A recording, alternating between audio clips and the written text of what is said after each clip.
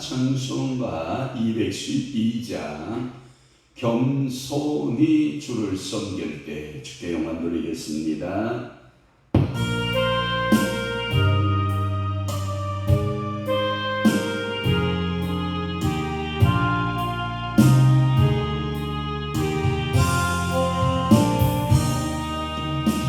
겸손히 주를 섬길 때 외로운 일에도 주여 내게 주셔 찬양하게 하소서.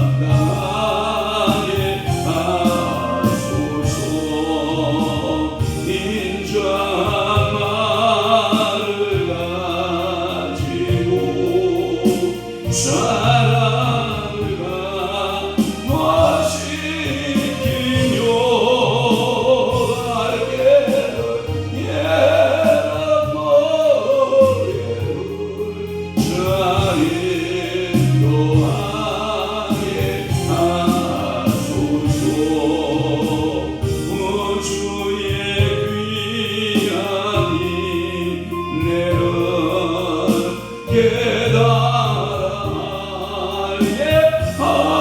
하시고 고난이 남주소서. 늘 승리하게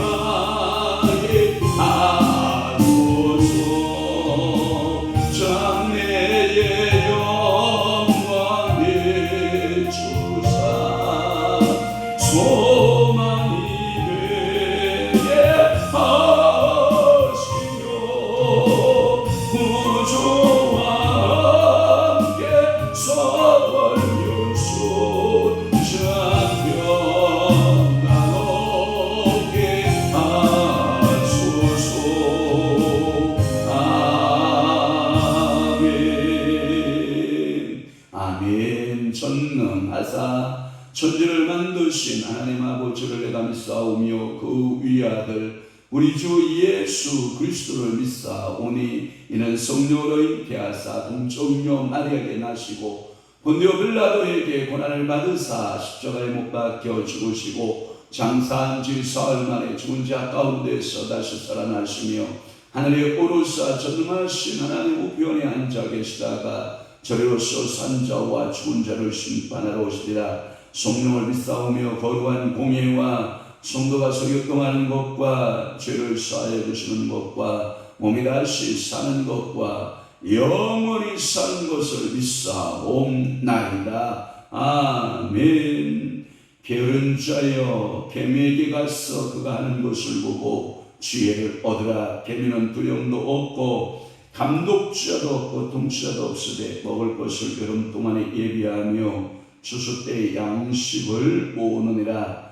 그렇습니다. 오늘도 우리에게 양식을 주시되 성실한 자, 부지런한 자에게 우리 하나님께서 안을 먹어 여시고 양식을 풍성하게 부으시는 좋으신 아버지심을 저희들이 믿나이다. 저희들 성령으로 충만하게 하시고 은혜 역사 있게 하시고 오늘도 하나님 아버지 앞에 열심을 품고 주님을 사랑하게 하시고 열심으로 부지런함으로 또한 이웃의 형제들을 사랑할 수 있는 믿음의 성도들 다 되도록 우리 하나님께서 은혜 내려 주시옵소서. 오늘도 이 새벽에 주님 앞에 나와 기도하는 사랑하는 이의 기도를 주님께서 들으시고 하늘문 여시고 응답하심의 역사가 임하게 도와주옵소서. 오늘도 밴드와 유튜브로 함께하고 있는 모든 성도들을 주께서 주의 성령으로 안위하시고 저들의 간구와 저들의 부르짖음에 응답하시옵소서. 예수 그리스도의 이름으로 축복하며 기도하옵나이다. 아멘.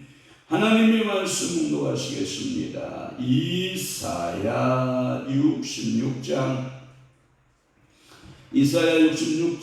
15절에서부터 출발해서 17절 말씀까지 한 목소리로 우리 합독하도록 하겠습니다. 15절 시작. 보라, 여호와께서 불에 둘러싸여 강림하시리니 그의 수레들은 요리 바람 같으리로다. 그가 혁혁한 위세로 의용을 나타내시며 맹렬한 화염으로 책망하실 것이라. 여호와께서 불과 칼로 모든 열기의 심판을 베푸신즉 여호와께 죽임을 당할 자가 많으리니 스스로 거룩하게 구별하며 스스로 정결하게 하고 동산에 들어가서 그 가운데 있는 자를 따라 돼지 고기와 가증한 물건과 죄를 먹는 자가 다 함께 망하리라. 여호와의 말씀이니라. 아멘. 오늘 저는 이사야 66장 15절에서 17절 말씀을 중심으로 해서 여호와의 진노 가로 열고 심판 가로 닫고, 그래서 여호와의 진노의 모습을 우리가 잘 알면 하나님 앞에서 우리의 태도가 어떠한 태도여야 되는가에 대한 말씀을 통하여 은혜 받고자 하는 것입니다. 하나님을 떠난 그의 지역들에게 최후의 심판을 하나님은 내리신다라고 하는 거예요.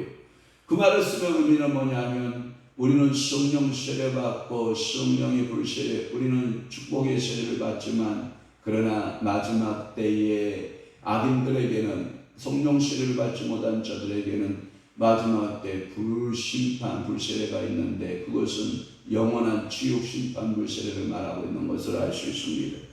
그것은 그의 종들인 교회의 최후적인 아마도 집합의 모습 가운데 그 집합이 있기 전에 그러니까 최후의 구원받은 자를 하나님께서는 싹 건져내기 전에 하나님께서 환난을 통해서 단행되는 것으로 요한계시록에 그렇게 말씀하고 있는 것을 알 수 있어요. 계시록의 19절에서부터 21절에 보면 계시록 21장 19절 말씀에 대해 19장에서 21장까지의 내용들을 보면 역시 이사야의 예언과 똑같이 최후의 악인들의 심판의 모습에 대한 말씀이기도 하는 것입니다. 그러면 오늘 15절 말씀에 보면 여호와께서 불에 둘러싸여 강림하신다. 여호와께서 불에 둘러싸여 강림하신다. 그런 그 여호와의 강림하심의 모습을 우리에게 말씀하고 있는데 여호와의 강림. 그래서 우리는 찬송가 중에 주 예수의 강림이 가까우니 그러잖아요. 그러니까 저 천국을 얻을 자 뭐하라 회개하라. 주의 강림은 반드시 있거든요. 그럴 때 주 예수께서 혼자 오시는 게 아니라 하나님의 나팔 소리 천지 진동할 때에 예수 영광 중에 구름 타시고 할 때 하나님께서는 구름 타고 오시는데 그 구름이 무엇이냐라고 하는 건데 그것은 수많은 주의 천군 천사, 어떤 천사는 구름과 같은 천사라고도 말하고 어떤 이는 불과 같은 불구름 같은 그런 천사라고도 말하는 사람들이 있지만 이 여호와께서 항상 임재하실 때는 불처럼 강림하시고 불처럼 임하셨다라고 하는 것을 말씀하고 있는 거예요. 그래서 불이 동반되어서 주님과 함께 강림하신다라고 하는 것이 출애굽기 8장 21절에서 22절에도 주님의 나타나심은 뭐처럼 나타났다? 불꽃 가운데서 나타나시는 주님의 모습이고, 또 하나는 출애굽기 19장 18절과 40장 44절 역대상 21장 26절 역대하 7장 1절 열왕기상 18장 38절에 보면 하나님께서 불 가운데서 나타나셔서 역사하셨고, 특별히 갈멜산상에 엘리야에게 역사하실 때에도 불로서 하나님의 살아계심을 역사했고, 5가지의 제물을 드릴 때에도 하나님께서는 불로서 역사하셔서 화재로 불에 태우는 제사법으로 화재로 하나님께서 받으셨다라고 하는 말씀들이 있는 것입니다.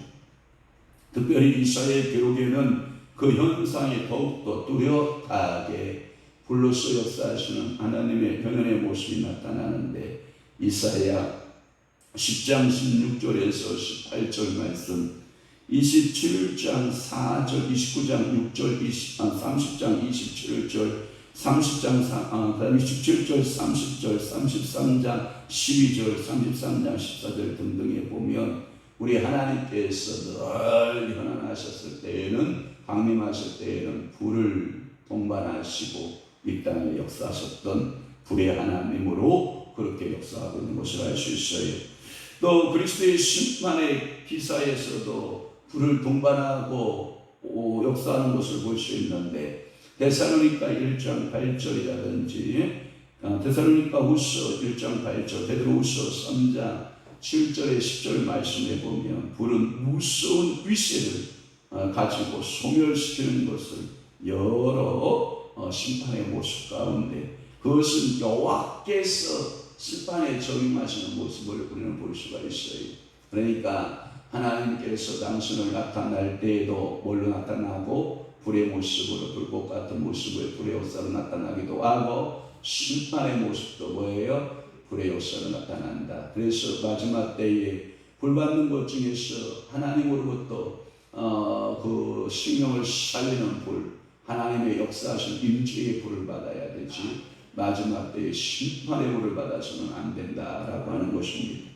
또 하나, 하나님께서 이 땅에 강림하실 때 수레를 이용하셨다고 말씀하셔요. 그것은 뭐냐면 그 수레들은 마치 히오리바람 같으리라 라고 말씀하고 있는데, 하나님은 히오리바람, 그래서 히오리바람으로 수레를 삼고 임하셨다. 그래서 성령이 오셔서 불처럼, 성령이 오셔서 뭐처럼? 바람처럼, 성령이여 오셔서 불과 같이, 성령이여 오셔서 뭐처럼? 바람처럼, 불처럼 하는 찬양이 있듯이, 또 성령께서 우리 하나님께서 이 땅에 강림하실 때 바람처럼, 히오리바람처럼 그 수레를, 히오리바람을 수레 삼고 이 땅에 오셨다라고 하는 거예요.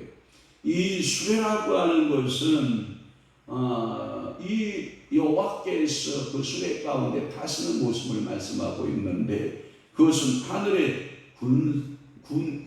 군대에 표현하는 말씀이기도 하는 거예요. 얼마나 우리 예수 하나님께서 이 땅에 오셨을 때, 우리 주님이 이 땅에 또 오셨을 때 얼마나 많은 위세가 당당한 그 군사적인 모습을 표현하고 있고, 하늘의 천군 천사들이 얼마나 그 예수를 그를 보호하고 호위하기 위해서 같이 대동하여 이 땅에 오시는데, 우리 주님께서 말씀하실 때 내가 이 땅에 12영이나 더디는 그 영을 불러낼 수 있다라고 말씀하시는 것을 보면, 우리 주님이 오실 때에는 12영 더디는 천사들이 그와 함께, 무슨 천사처럼? 불천사처럼, 무슨 천사처럼? 바람 천사들처럼. 그래서 바람 천사들이 하나님께서 일하시는 천사예요. 그리고 불 천사들을 통해서 하나님께서 오늘도 일하고 계신다라고 하는 것을 우리는 알아야 될 것입니다. 이것은 시편 68편 17절이라든지 하박국 3장 8절에 보면 이 수레들이 하늘에서 이 땅에 내려올 때 그 군세가 당당하고, 이 군세가 어느 누구도 대항하여 싸울 만한, 그래서 저 그리스도를 전부 다 멸하고 불신앙에 빠지고 우상숭배에 빠졌던 자들을 심판하러 오시는 강림하실 예수 그리스도의 모습이기도 하는 것입니다. 하나님은 이와 같이 불과 학력적인 강한 위세를 나타내서 하나님을 떠나 우상 숭배를 하는 그의 적들, 곧 교회의 적들을, 그리스도를 믿지 않는 저 그리스도를 전부 다 멸망하는데, 그 불신한자로 이 땅에 오실 거라는 것 사실을 우리는 기억해야 될 거예요. 성경에 보면 예수님께서 분명히 비유로 말씀하실 때 알곡과 죽정일에 대한 표현을 하셨어요. 알곡은 모아 창고에 들이대, 죽정이는 모아서 불사르니라 할 때 역시 그 심판의 불을 상징하기도 합니다.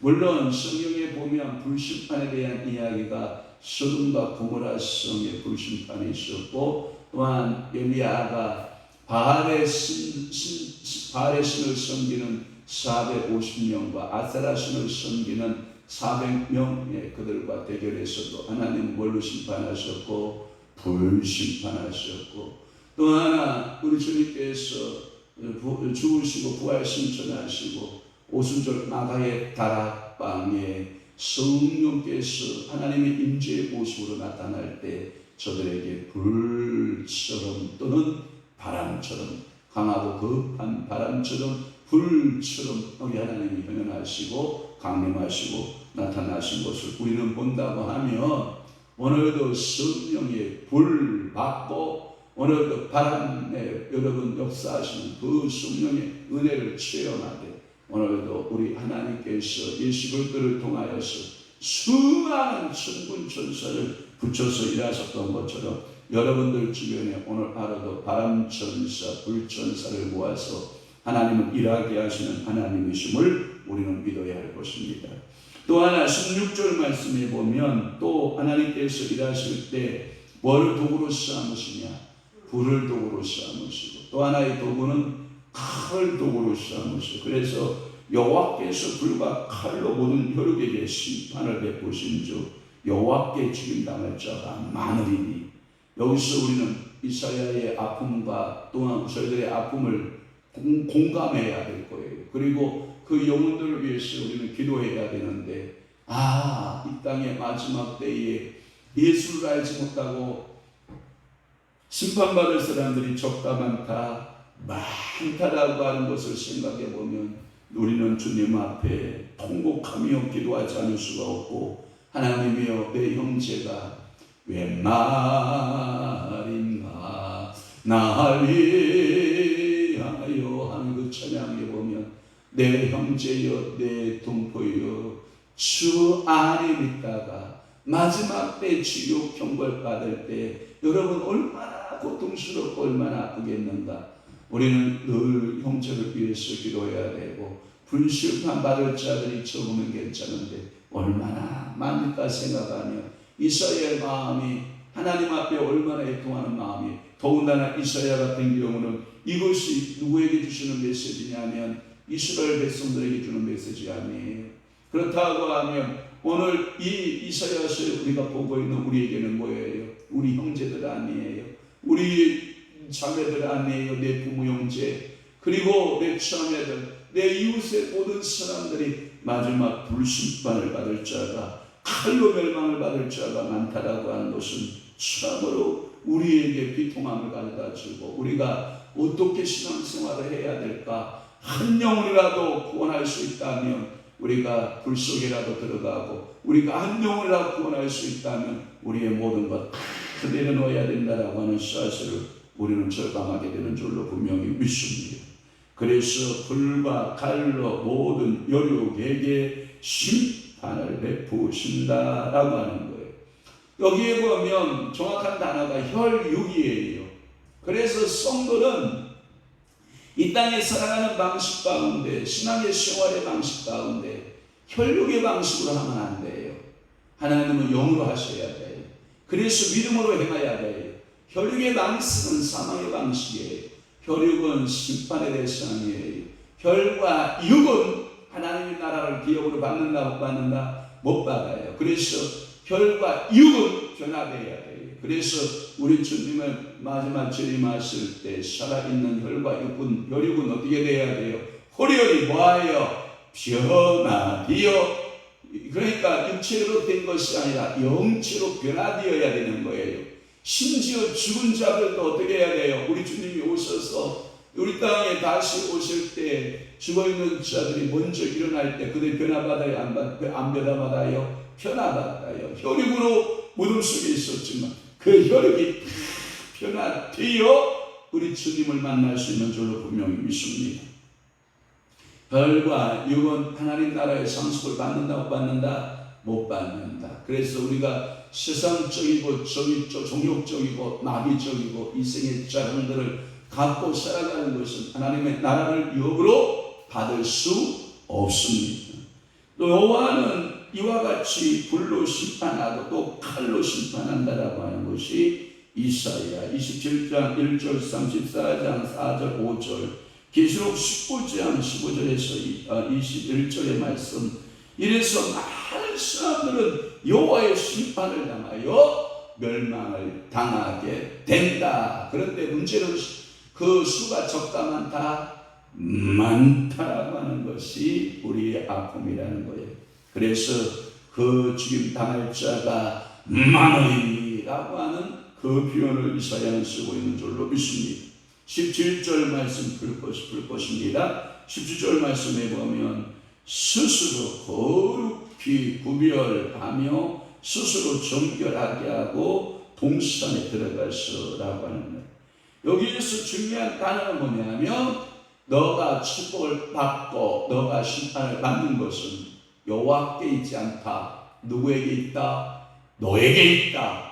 그래서 성경에 보면 17절 말씀에 보면 스스로라고 하는 단어를 쓰고 있는 줄 압니다. 그래서 스스로 너희는 뭐하며 거룩하게 그리고 구별하라. 그 다음에 스스로 구하라. 정직하게 하고 동산에 들어가서 그 가운데 있는 자를 따라 라고 하는 말씀을 했어요.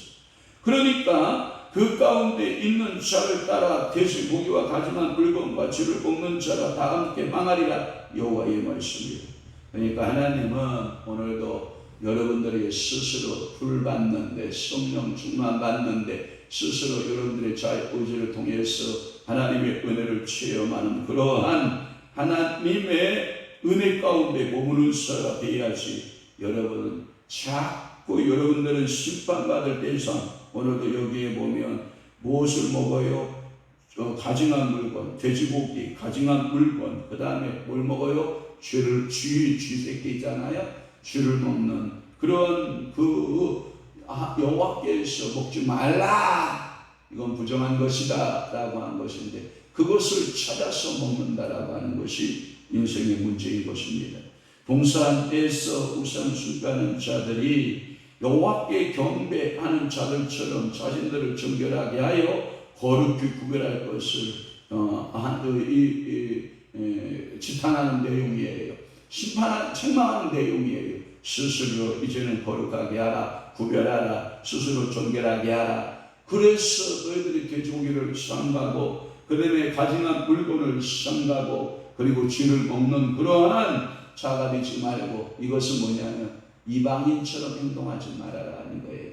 이방인처럼 살지 말아라 라고 하는 겁니다. 그러면 여러분 아니 돼지고기 먹지 말라 그랬으면 오늘날 돼지고기 먹으면 안 되겠네요. 그 좋아하는 돼지족발이나 그 좋아하는 삼겹살 그 좋아하는 그 머리살로부터 나오는 순댓국 그 돼지로부터 나오는 수많은 등심, 돈가스부터 시작해서 도리치에게 돼지고기로 요리하는 게 얼마나 많아요. 그런데 그거 먹지 말라는 말씀입니까? 라고 말하면 그것은 이제 은혜 안에서 예수 그리스도께서 다 풀어놓았기 때문에 우리는 먹는 것을 가지고 정죄하지 않아요. 그래서 우리가 삼갈 것이 있다고 하면 이방 사람들이 갖고 있는 풍습을 따라서 돼지고기를 이용하면 안 돼요. 그러나 우리가 합당하게 정결하게 도축해서 돼지고기를 먹는 것은 우리에게 가하지만 그러나 돼지고기가 우상의 제물에게 쓰임받았다가 내어놓은 고기라고 하면 그건 먹기가 좀 꺼리잖아요. 그렇지만 일반적 도축의 방법을 통해서 우상의 제물이 되지 않았던 정결한 돼지고기라든지 설령 그 돼지고기가 우상에게 바쳤던 돼지고기라 할지라도 어디에 출처가 알지 못하는 고기라면 묻지 말고 뭐하라? 먹어라. 그것이 믿음에 있는 성도의 삶의 태도인 것입니다. 또 하나는 그 가운데 있는 자를 따라라고 하는 말씀이 있어요. 그 가운데 있는 자를 따라라고 하는 말은 뭐냐면 하나님께서 동산에 서 있는 그 목상들 거기에 보면 동산에 들어가 그 가운데 있는 자를 따라 할 때 이 동산의 목상들 세워놓고 우상 숭배하는 자를 따랐느냐라고 하는 거예요. 아니면 동산에서 우상 숭배의 행진을 지도하는 자를 따라서라고 하는 이 두 가지 학설이 있는데 이 학설은 뭐냐면 너희들이 그 우상 숭배에 서지는 않는다. 그렇지만 너희들이 우상 숭배 행진하는 행렬을 따라가서 그 사람이 따라오라 하니까 뭣도 모르고 따라갔다 이 말이거든요. 그러니까 오늘날 우리가 무의식적으로 우상 숭배를 우리가 숭배하는 자를 따라가는 행위를 말하거든요. 아무리 보아도 제가 우리 권사님들을 보나 우리 집사님들을 보나 목사님들이나 사모님들 이렇게 보아도 우린 적극적으로 우상 숭배하지 않거든요. 왜냐하면 적극적으로 우상 숭배하는 건 분별이 뻔하게 나타나거든요. 그런데 뭘 따라가냐? 시대적 세류를 따라가요. 시대적 조류를 따라가다 보면 어느덧 그 끄트머리가 어디에 있다? 우상 숭배에 있다는 것을 발견하게 되거든요. 그러니까 생각 없이 여러분들이 분별 없이 그러한 자들을 따라가다 보면 결국은 뭐예요? 우상 숭배하는 꼴이 되고 만다라고 하는 것이거든요.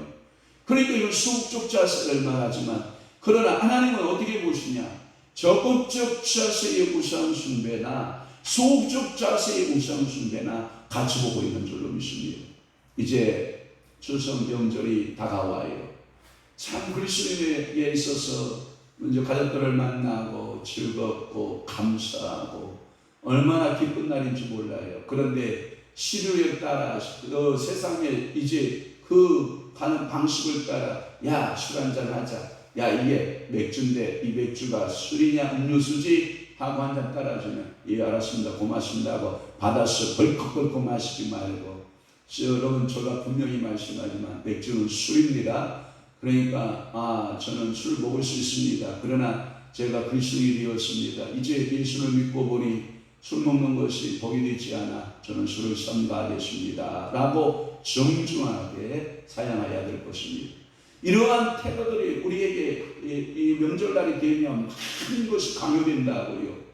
우상에게 드릴 그 조상들에게 드릴 제물을 만들어야 될, 그래서 전도 치고 떡도 만들고 과일도 깎고 등등등 이러한 제사 행위에 내가 도와줘야 되느냐, 내가 아니면 돕지 말아야 되느냐. 저는 여러분들에게 지혜로운 판단이 있기를 바라는데 저는 여러분들이 거기에 적극적으로 참여하지 말고 소극적으로 참여하지 말고 그들은 그들에게 맡기고 여러분들은 다른 일, 청소하는 일을 한다든지 전 굳은 일을 한다든지 해서 여러분들이 적극적으로 우상 숭배하는 데서 피하고 그 자리에 있지 아니하고 하나님 앞에 믿음을 지켜나가는 믿음의 성도들이 되었으면 좋겠습니다. 또 하나, 돼지고기와 가증한 물건과 죄를 먹는 자라고 말씀하고 있는데 레위기 11장 4절에서 3절 말씀에 보면 분명히 율법에 금지된 부정한 식물들인 것은 사실이에요. 오늘 65장 4절에도 또 돼지고기 이야기가 나오고 있거든요. 자, 이사야 65장 4절 말씀 한번 봅니다. 함께 65장 4절 봅니다.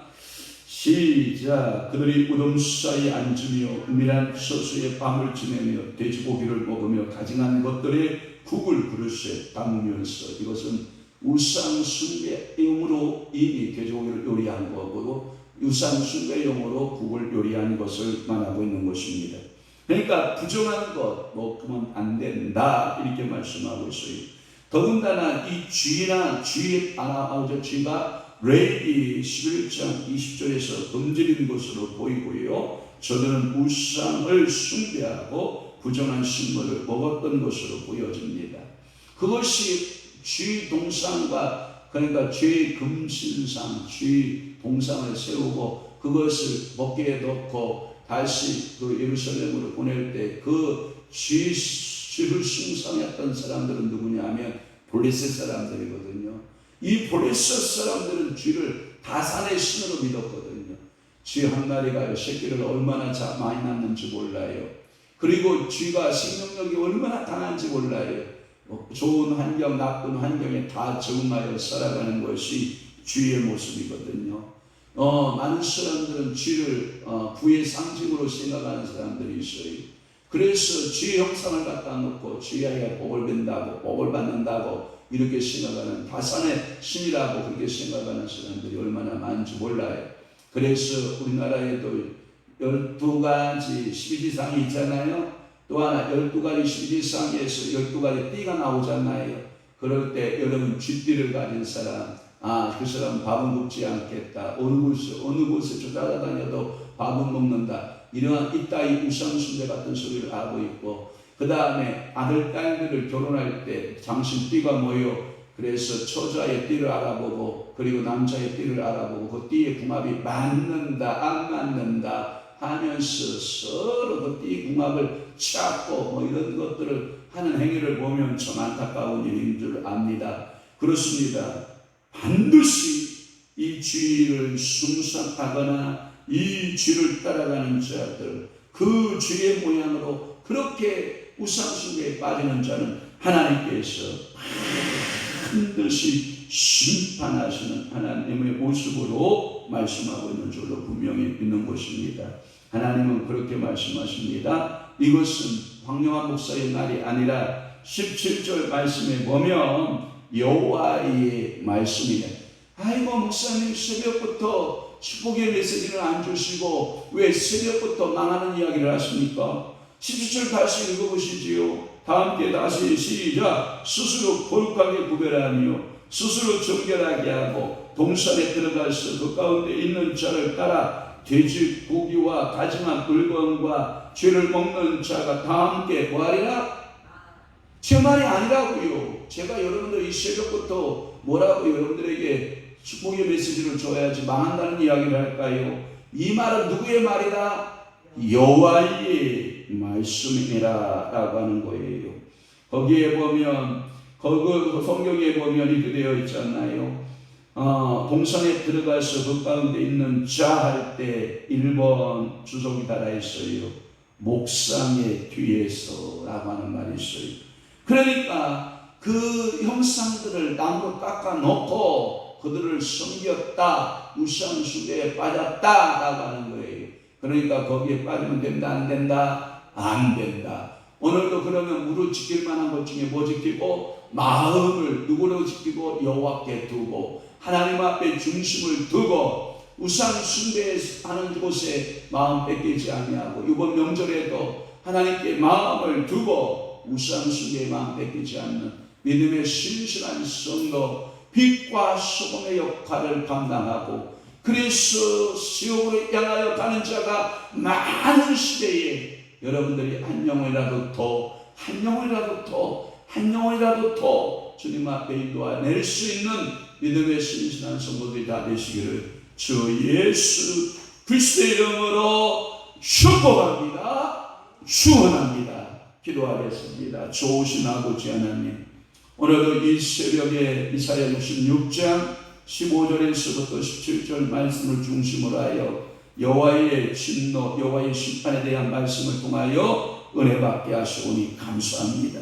우리는 어떠한 일이 있어도 하나님 아버지 우상 숭배에 빠지지 않게 하시고 여호와께서 불 가운데 하나님께서 역사하시고 희리바람 가운데서 하나님께서 일하시고 역사하시는 그 주님을 바라보고 우상 바라보지 않게 하시고 오직 나와 내 집은 여호와만을 경외하겠다라고 하는 확고한 그 신앙과 결심에서 조금도 흔들리지 않도록 성령님 붙잡아 주옵소서. 우리의 후손들의 1대, 2대, 3대, 4대, 5대, 1000대 이르러 오직 여호와 하나님만을 경외하고 우리 가문에서 무당들 나타나지 않게 하시고 우리 가문 가운데 하나님 아버지 박수들 나타나지 않게 하시고 우리 가문들 가운데 이상한 신들을 섬기는 자녀들이 나타나지 않도록 예수 보혈로 세례를 주시고 예수 보혈로 덮어주시고 성령의 불로 소멸시키셔서 우상 숭배에서 다 벗어나 회개하고